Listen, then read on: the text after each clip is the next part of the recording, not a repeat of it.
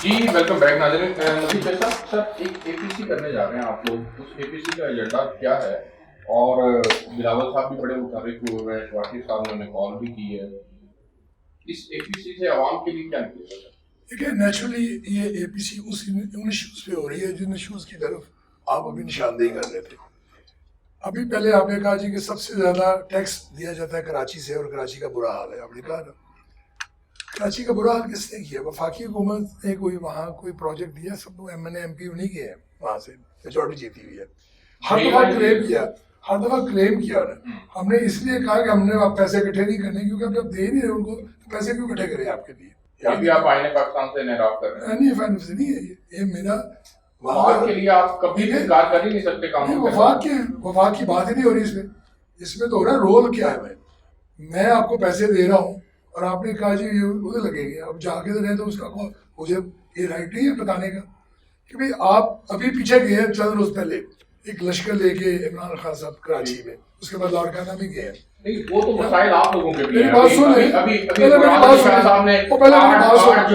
बात सुन, मेरा फिक्र मुकम्मल रोशन सिंह प्रोग्राम के तहत अरबों रुपए जो है वो खाने का इल्जाम है सर। अच्छा मेरी बात सुनेंगे कि आप अपनी तकरीर फरमाएंगे या तकरीर आप करेंगे? नहीं आप बताएं ना, आप हाइपर ना हो गए सर। ये मेरी बात नैब के अंदर पेशियां भुगत रहे हैं आप लोग। मेरी बात तो तकरीर अपनी तकरीर बात में सुनो, मेरी बात तो सुनो ना।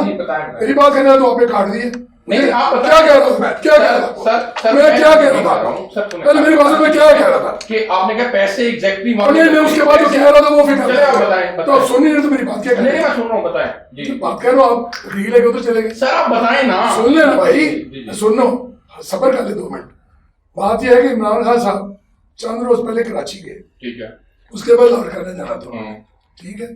क्या कराची में जाके उन्होंने किसी प्रोजेक्ट की बात की? लाड़काना में 35 डिशों का जो वो जाके उन्होंने खाना खाया, वो मैंने उन्हें कहा था वहां जाकर खाना खाओ। बात है कि जितना दर्द है वो आपके सामने लोगों को नजर आ जाता है। मेरे भी आप जो कह रहे हैं नैबो के ऊपर रोजाना हम जा रहे हैं नैब में, हम रोजाना जाकर देखते हैं। मीडिया ट्रायल से हम घबराते नहीं है। मीडिया ट्रायल से भाई ये मीडिया ट्रायल कहाँ है सर? आपके पास डॉक्यूमेंट है? की पेशी हुई है, उनकी पेशी हुई है। 2 साल से ये प्रोजेक्ट के ऊपर काम हो रहा था। ये इसके ऊपर उन्होंने 19 सवालों के जवाब नैब को दिए हैं सर। वो 7 अरब रुपए की बात हो रही है। नैब कहता है किधर है बताओ? 7 अरब पिछली बार्गेन हुई है सर इसमें। भाई बात सुनो ना, मेरे पे वो केस पड़ गया, उसका भी बातें चल रही है ना अभी। ऐसे सवाल तो बचपन से लेकर आज जब सुप्रीम कोर्ट ने ये फैसला कर दिया, कहा कि ये जितने साहब कोर्ट है ये सब गलत है, एक काम नहीं करेगी। नैब आपके साथ जाती है? हमारे साथ क्या, हर ऑपोजिशन के साथ जाती है। अगर मेरे ये देखे ना, अभी खलील रहमान की बात हो रही थी, मीर खलील रहमान, शकील रहमान साहब की जब बात हो रही थी, वो केस नैब का बनता ही नहीं है। किस हिसाब से नैब को उठा लिया? LDA का केस है, उसके साथ करेक्ट बताएं, उसके बाद देखिए नैब क्या करता है। बात यह है कि आपके पास जो नैब का केस है वो था ये शुगर वाला, वो है दूसरा, उसके ऊपर कोई एक्शन नहीं है। तो ये पिक एंड चूज क्यों होता है? हमारी कोई बात नहीं होती तो हमें गिरफ्तारियां शुरू, इनके हो जाए तो इनकी बेले हो जाती है। तो ये डिस्क्रिमिनेशन नजर आती है, इसलिए लोग बात कर रहे हैं। ये क्यों इनको जरूरत पड़ी अमेंडमेंट लाने की? वो तो चीफ जस्टिस साहब ने भी कहा है कि 100 अदालतें बनाएं और 1 माह के अंदर जो है वो इस कानून के मुताबिक केसेस को खत्म होना चाहिए। उन्होंने 12 फिर भी इनको टाइम दिया और 120 इंसाफ की अदालतें नहीं बनेगी। 1226 जो केस दे रहे तमाम उनके ऊपर भी फैसला होगा। तो ये अच्छी बात है ना सर कि फैसले होने चाहिए ताकि जो मुजरिम है वो सामने आए। हमारे दौर में जब वो चीफ जस्टिस में बात करता था तो उसको तो बहुत, आज का चीफ जस्टिस अगर बात कर रहे हैं तो वो इनके खिलाफ चार्जेस नहीं है, ये चार्जेस है इनके खिलाफ। अरे मार्क्स जो है एग्जैक्टली आपकी कारकर्दगी का बयान नहीं होता है, कोई चक्कर नहीं, इन्हीं के खिलाफ चार्जेस है ना। यही वो चीफ जस्टिस है ना जो आज जितनी बातें कह रहे हैं, जब वो कह रहे हैं कि आपकी गवर्नमेंट की इनकॉम्पिटेंस है या आपकी बैड गवर्नेंस की वजह से हो रहा है। आज उन्होंने जो उनके प्रिंसिपल सेक्रेटरी को जो बातें कही आजम खान साहब को कि भाई आप क्या है, आप मोर पावरफुल है प्राइम मिनिस्टर से, तो आप कर क्या रहे हैं? आज कमीशन बन गया, ये चीजें वो बता रही है। मुझे ये बताएं, एपीसी के अंदर अवामी इश्यूज के ऊपर तो आप बात करेंगे ही करेंगे, क्या वो बयानिया जिसके ऊपर अभी तक पूरा एक नैरेटिव बिल्ड नहीं हो सका, जिसमें कंफ्यूजन है, वो -1 होगा, कौमी हुकूमत बनेगी, -PTI होगा क्या? एजेंडा क्या है? हम ना किसी माइनस पे बिलीव करते, हम नए इलेक्शन की बात कर रहे हैं शुरू से। क्या इस वक्त मुल्क मुतहम्मिल हो सकता है? बिल्कुल है। बिल्कुल, क्या हो गया? कोरोना के हालात, क्या हो गया? इकोनॉमी का बुरा हाल है। पूरी दुनिया में इलेक्शन हो रहे हैं इस वक्त, इसे रुका है। इलेक्शन का कोई ताल्लुक है? जैसे जगहों में इलेक्शन हो जाते हैं, भाई दोस्तों, इलेक्शन करवाना आपके ख्याल में इस दिन फेयर एंड फ्री इलेक्शन, पहली बात सुन ले, अगर उस तरह के कराए तो कोई फायदा नहीं इस इलेक्शन का। उस तरह के किस तरह के जैसे हुए, अच्छा, अब आपने वोट नहीं दिए, किसी ने दिए, अब आपको नजर आ रही है, अब आप तो चाहिए रही है, डॉक्टर साहब वो कह रही है इस टाइम में हम पहले कहते हैं माजी जरूर साहब, सर री इलेक्शन का मुल्क कैसे मुकम्मल हो सकता है? नहीं, क्यों नहीं हो सकता? एक देखना, आपने एक आईनी रास्ता निकालना है। दो चीज़ें हैं कि या फिर नो कॉन्फिडेंस मूव हो या फिर नए इलेक्शन हो, असेंबली डिसॉल्व हो। और इस वक्त तो आप देखें कि चाहे वो पाकिस्तान की अदालतें हो, पाकिस्तान के अवाम हो, आपका मीडिया हो, सब कह रहे हैं कि ये गवर्नमेंट खत्म होनी चाहिए। मजबूत है ही नहीं, कमजोर है ऑपोजिशन।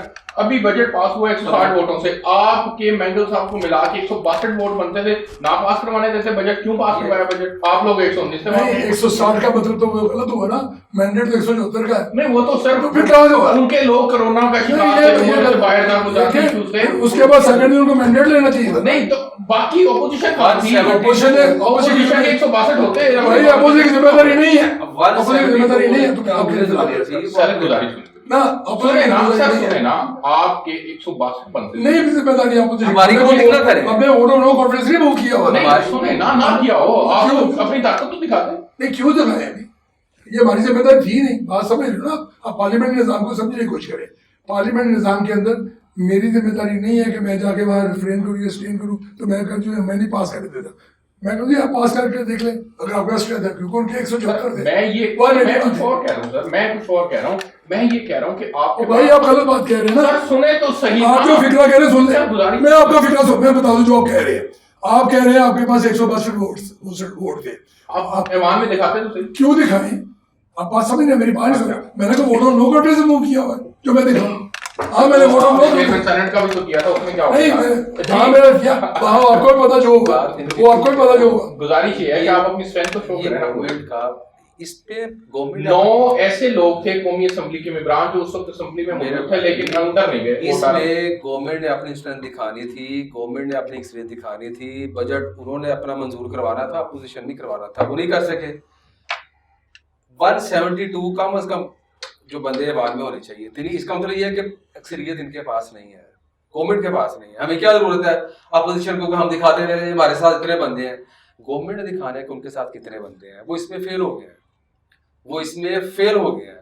और इस वक्त आप देखें कि पूरा पाकिस्तान सोसाइटी का कोई सेगमेंट हो, वो आपकी जुडिशरी हो, आपका मीडिया हो, आपके अवाम हो, आपके दानिशवर हो, सब एक चीज पर मुतफिक हो गए कि ये नाअहल गवर्नमेंट है। ये पाकिस्तान के तमाम मसाइल का हल ये गवर्नमेंट है, इसको जाना चाहिए। हम कहते हैं बाद लोगों से क्या हाल है, हम ये कहते हैं री इलेक्शन री इलेक्शन और कौम की नुमाइंदा हुकूमत, कौम की नुमाइंदा हुकूमत, वो कह रहे हैं तजर्बाकार हुकूमत। चौधरी साहब कह रहे हैं कि अगर री इलेक्शन होता है और 2018 जैसा री इलेक्शन होता है तो वो भी काफी वो ठीक करते हैं ना, नहीं होना चाहिए इस तरह। तो फिर क्या अवाम फ्री एंड फेयर इलेक्शन, तीनों की लड़ाई के अंदर अवाम पिस रही है ना।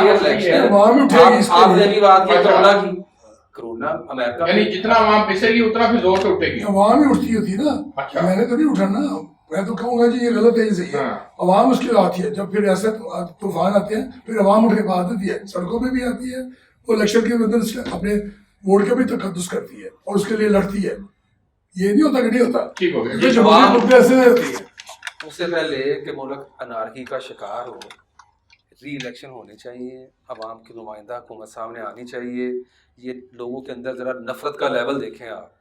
इससे पहले कि लोग सड़कों पे आएँ, खुद आ जाएं, सियासी जमातें बुलाएं, पाकिस्तान में अफरा तफरी पैदा हो, उससे पहले आप री इलेक्शन अनाउंस कर दें। Free and fair election. नहीं जी, आपके लिए री इलेक्शन के अलावा और कोई चॉइस नहीं रह गया। अवाम इतना पिस रहे हैं, इतना इनके भी फायदे में है, जितनी इनके भी फायदे में है। ये अगले 6-7 महीने देखें, ये देखें, उससे बुरा वक्त है इनके लिए।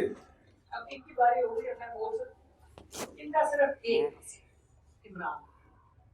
इमरान खान को आप हटा दें तो ये आराम से बैठ के लस्सी पी के ये कहते हैं बड़ी खुशी होगी हमें। इमरान खान ना इनके गले से अंदर उतरेगा, ना इनको पेट में सारा वक्त दर्द होगी। अब तो सारी कौम का मसला हो गया इमरान खान। रात को इनकी चीखें निकलती हैं, ख्वाब आते हैं इनको, नाइटमेयर्स आते हैं इनको, क्योंकि इनको इमरान खान का जो हवा है ना वो इनको हजम नहीं होगा। और ये चाहते हैं कि कुछ हो जाए, इमरान खान चला जाए, क्योंकि इमरान खान का हाथ करप्शन पे है और वो बात करता है गरीब आवाम की, वो बात करता है मजलूम आवाम को मारने की बात कर। देखें जी, अगर ये इतने अच्छे होते, दूध में नहाए हुए, तजर्बाकार होते, 3-3 दफा प्राइम मिनिस्टर, इनका अगर इतना ही अच्छा होता तो क्यों हमें लेके आए थे? क्यों लोग बिलक के इनको छोड़ से अपने जान छुड़ा रहे थे? नहीं, आप तो देखें इनके प्राइम पौने 2 करोड़ वोट पहले सर 1979 में पहली दफा फाइनेंस मिनिस्टर बने थे नवाज शरीफ लोगों ने और उनको किसने बनाया था? ज़ियाउल हक साहब ने बनाया था। ठीक है, इनकी कोक में भी वही कुछ है जो ये दूसरों पे उंगली उठाते हैं। आ जाए आप बीपी पे भी आ जाए, ठीक है। एनआरओ किसने दिया? जिसने एनआरओ दिया, अगर वो एनआरओ ना देता तो उनके साथ जो उनको पाकिस्तान में जिस तरह से उनके बुरे नाम से पुकारा जाता है, अगर वो जनरल मुशर्रफ अगर एनआरओ ना देते तो वो आज खुशी से पाकिस्तान आ सकते थे। एनआरओ की वजह से उन्होंने जो कुछ किया वो उनका पानी में मिला। बात ये है कि ये बातें करने के लिए बहुत होती है, लेकिन एक्चुअली जो सबकी हकीकत है वो कहते हैं ना, इस समाज में सब नंगे हैं।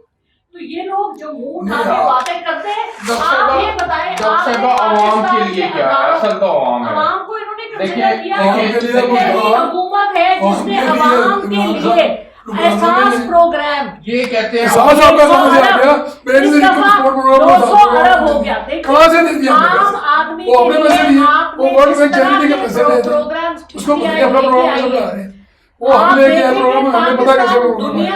दुनिया में अगले 10 साल में आप देखेंगे उसमें आपका क्या पाकिस्तान उठ रहा है इंटरनेशनली, जी लोकली आपकी सनद उठेगी हर तरह से। अब ये तो हजम नहीं होगा, कौन सी दर्जाबंदी लोगों को सारों को निकाल के वापस भेज, ये हजम नहीं हो सकता। से कौन सा बंदा? ये कहते हैं इमरान खान को निकाल दो, हमारे वाले बंदे ले आओ जो हमारी तरह के तारीफ ना करें। इनकी तारीफ हमें नहीं चाहिए। 20 करोड़ आवाम कह रहे हैं, सिर्फ ये बताओ, ये तो हम नहीं कह रहे, ये तो ये कह रहे कि बात नहीं आ रहे। अब तो पाकिस्तान के बारे में तो इमरान आपको आप तो पाकिस्तान में 20 करोड़ लोग कह रहे हैं कि नदाइक को नहल को निकाल दो। डॉक्टर साहब 18 अमेंडमेंट के बाद जो सब्जेक्ट पंजाब का है या केपीके का है या सिंध का है, जो आपकी डोमेन है, कम से कम वो तो करें। तालीम के ऊपर तवज्जो दे लें, सीखने के ऊपर तवज्जो दे लें। कितनी आप लोगों ने कहा हम 7 यूनिवर्सिटियां बना रहे हैं, अभी तक ग्राउंड के ऊपर एक भी नहीं बनी। 2 साल हो चुके हैं। अच्छा सुने ना, सिर्फ आप देखें मैटरनल एंड चाइल्ड हॉस्पिटल्स बन गए, स्टार्ट हो गए। आपके कितने पिछले 20 साल 1980 में आखिरी अस्पताल बना था अल्लामा इकबाल जिन्ना हॉस्पिटल, उसके बाद अस्पताल ही कोई नहीं बना। एक पीकेएलआई इन्होंने बनाया, वो भी इनसे चला नहीं। वो आपने चलाना था, उसको हमने चलाना था। क्यों नहीं चलाया? देखे रिंग रोड बनी तो वो चौधरियों की मरहूने मिन्नत बनी। जितने बड़े प्रोजेक्ट्स थे इन्होंने तो सवाए अपना महल बनाने के रायविंड में और एवन फील्ड अपार्टमेंट्स, और जो अब आजकल शहबाज शरीफ जिसकी मुसीबतें अपनी लूट रहे हैं, जो उनके प्लाजे, उनके दामाद के प्लाजे, उनकी बीवी की एक बीवी दूसरी बीवी के, मुझे आप बताएं कौम के लिए पंजाब के जब बातें खुलेंगी तो तकलीफ तो होगी, फिर ये शोर तो करेंगे। पंजाब की आवाम के लिए, इस 12 करोड़ आवाम के लिए सिर्फ एक मिनट में आपने बताना कि पंजाब हुकूमत ने आवाम के लिए क्या किया। 1 मिनट में बताना तालीम और सेहत के शोबे को लेकर। देखिए जी, तालीम के शोबे में लेके सबसे पहले आपने जो सबसे बड़ा करप्शन का तरीका था कि लोगों की ट्रांसफर पोस्टिंग्स में पैसे लिए जाते थे, उसको कंप्यूटराइज कर दिया गया। 18,000 लोग एक दफा में उनकी ट्रांसफर पोस्टिंग्स हुई। आपने करप्शन को कम किया। स्कूल्स कॉलेजेस में जो आपके गोस्ट कॉलेजेस स्कूल्स थे उनको आपने दोबारा से फाल करने की कोशिश की। टीचर्स की रीट्रेनिंग के इतने बड़े प्रोजेक्ट्स हो रहे हैं। नारकोटिक्स कंट्रोल के ऊपर पंजाब हुकूमत और मुराद रास ने जो इनिशिएटिव्स लिए, दे आर अमेजिंग। उसके बाद अब सितंबर में, कोरोना के बावजूद सितंबर में इंशाल्लाह स्कूल्स खुल रहे हैं। निसाब जो आपने, जिसमें आपने अल्लामा इकबाल को ख़त्म कर दिया था, पाकिस्तान की छुट्टियां ख़त्म करके हमारा जो तशख़्ख़ुस था, आईनी तशख़्ख़ुस, उसको ख़त्म कर दिया था आपने, सब कुछ रब ऑफ कर दिया था हिस्ट्री से, उसको वापस ला रहे हैं निसाब में, आपकी ज़बान को दोबारा से इज्जत दे रहे हैं। आप आ जाएं हेल्थ पे आप देखिए, जिस चीज़ की मैं चेयरपर्सन बनी हूँ, इस तरह की तो बॉडी आज तक कभी नहीं बनी कि हमारा काम ही है, हमने ऑब्जर्व करना है हेल्थ सर्विसेज को, सेहत सहूलत कार्ड जो 1 करोड़ लोगों को मिलने वाला है, जिसके ऊपर आपने देखना है सर्विस डिलीवरी गरीब आदमी को क्या हो रही है। तो हर तरह से आप लोगों इनके मिनिस्टर कहते हैं कि मुझे इंजेक्शन नहीं मिला, इनके federal minister second prime minister कहते हैं मुझे इंजेक्शन नहीं मिला। एक साउथ शेख रशीद साहब कहते हैं कि मुझे एक इंजेक्शन नहीं मिला। और ये आखिरी मिनट है, आखिरी खवास की बात ना करें, आप अवाम की बात करें। खवास को तो ये 2 साल की परफॉर्मेंस है, पुरानी बातें याद आ रही हैं। इनकी परफॉर्मेंस है ही कुछ नहीं। ये अभी इतनी सारी चीजें गिनवाई हैं, ये इससे पहले ये गिनवाने के लिए तो ये आप इनको बैठा देंगे ना सुबह से शाम तक कुछ ना कुछ जाके देखे ना ग्राउंड में अगर हो तो आपको नजर आता है, आप जाके देखें, मजदूरों को देखें, किसानों को देखें, कोई एक टक्का किसानों की बात जो सब मकई में पिछले सालों तक 1400 रुपया रेट मिल रहा था, इस दफा पहली दफा ऐसे हुआ कि उसकी मार्केट क्रैश कर रही है, 800 से 900 के दरमियान मकई का रेट मिल रहा है। किसान इस मामले में परेशान है। वो तो आप ये कह देंगे कोरोना की वजह से हुआ, उसकी एक जनूबी पंजाब का इन्होंने नारा लगाया था कि जिसका सूबा बनाएंगे। अभी क्या कीजिए एडिशनल, अब वो मुल्तान के अंदर अलग लड़ाई शुरू हो गई, वो कहते हैं लोग भावलपुर में सेक्रेटरी क्यों बनाया, मुल्तान में बनाया। एडिशनल सेक्रेटरी बैठेगा भाई, उसने क्या करना वहां जाके, एडिशनल सेक्रेटरी तो यहाँ भी कर सकता था, इंतजामी खर्चात बढ़ाया, लॉलीपॉप्स और ठीक है। लेकिन सर एक तो अच्छा काम किया ना, टिड्डी दल पे काफी हद तक कंट्रोल कर लिया। ये अपना वो देखिए कब अपना ने जो कहा था ना कि उसको खाना शुरू करें, शायद वो कितना कंट्रोल किए, ये भी सर्वे करें, जहाँ किसानों से पूछे कितना कंट्रोल हुआ, कितना लॉस हुआ। ठीक हो गया, आप तीनों में वादा को बहुत शुक्रिया। नाज़रीन, आपने प्रोग्राम देखा, हमने महंगाई के ऊपर बात करने की कोशिश की, आज ओवरऑल फोकस किया कि इनकी कौन सी ऐसी कमियां और कोताहियां हैं हुकूमत की जिसकी वजह से महंगाई का ग्राफ मुसलसल ऊपर जा रहा है, और अपोजिशन का अपना मौक़िफ़ है, उन्होंने अपनी बात की। लेकिन बहरहाल महंगाई को और दीगर चीज़ों को जो है वो मिसमैनेजमेंट से बचाना होगा। अगर हम अच्छी टीम के साथ मैनेज करेंगे चीज़ों को, तो क्राइसिस के दिनों में भी चीज़ें जो है वो फिर डिलीवरी जो है वो मुमकिन बनाई जा सकती है। अब तक इस प्रोग्राम से इतना ही, आपसे कल एक नए प्रोग्राम के साथ मुलाकात होगी, तब तक इजाज़त दीजिए।